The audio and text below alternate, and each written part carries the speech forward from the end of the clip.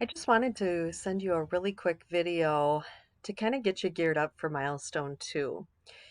This one has a very quick turnaround, so you only have about 2 weeks to get things together for this piece. So you'll want to really take a look at everything very quickly so that you can see what's all ahead of you and be prepared to complete all the steps.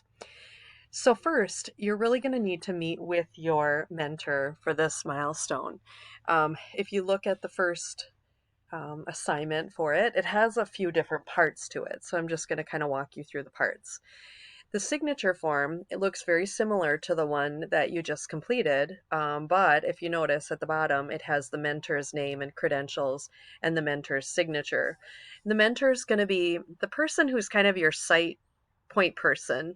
It could be a physician, it could be a nurse, it could be a unit director, it could be a social worker. So it really is kind of the person who's going to make sure that you have what you need at the site in order to make the site work. Now you could have other people involved in it, so don't feel like this is the only person that's really kind of helping you through it from a site perspective. But the mentor is kind of the person who will be present, like with your defense, with your dissemination. So it's kind of the person you think is going to be most closely associated with the project from a site perspective. So there'll be a little bit of judgment up to you on that part. If you kind of go through this form, then basically what we're wanting you to do is to think through some logistical pieces. So, restating kind of your overall objectives of your project. This could be in your PICO statement, a restatement of that. It's really just kind of talking through like what you will tell your site that you plan to do for your project. So, filling out one is just in communication with your mentor. What are the objectives of the project? Like, what type of project is it? What do you hope to accomplish? Like, what are your deliverables? And there's a reference there. You can kind of see what are some examples of deliverables. Are you going to create a new practice guideline? Are you going to create a toolkit? Are you going to create an educational program? Are you going to create a practice recommendation in some way? Is this a pilot study? And so on. So thinking about like what's the overall like tangible thing that you'll want to create, and you'll mold this with your site mentor. So you need to kind of see what's useful to them as well as what's useful for you as a student. Then the proposed location. So this is like, where will you implement the project? What evidence do you have the location will support the project? And how do you know that you'll have sufficient access? So these could be statements by your mentor. Your mentor is signing off really on this form. So, the communication with the mentor could be evidence. What do you see as the barriers you might encounter at the location? So are there you know sufficient, are you worried about sufficient patient access or sufficient staff involvement or that sort of thing? This is just trying to kind of anticipate what might be some of the barriers with your site. So you're thinking about kind of envision going through the whole project from beginning to end, and then what blocks might you run into?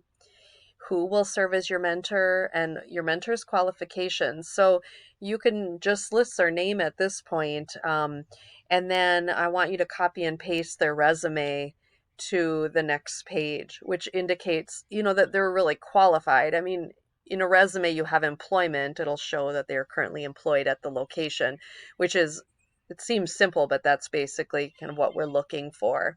And then if they have academic credentials that help you to support you as a student, that's also really helpful. It doesn't have to be a nurse, so don't worry that, that you need to find a certain type of person. We just want to know that the person sort of has a skill set. Clearly, it cannot be a certified nursing assistant or a medical assistant or someone who doesn't have an educational background to really kind of support your work in this project. But it should be someone, with a degree above where you currently are at, if at all possible. Who are the stakeholders for your project? So here you're just thinking about all the people that are involved in this project, whether it be the patients, the staff, the leadership at the organization.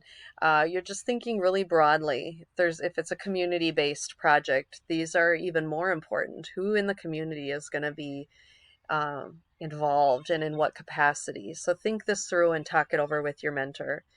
Resources and supports you'll need to be successful. If you're going to need copies of a survey, where is that survey coming from? Will it need to be created? How much will it cost if you need to use a copyrighted survey that has a fee with it?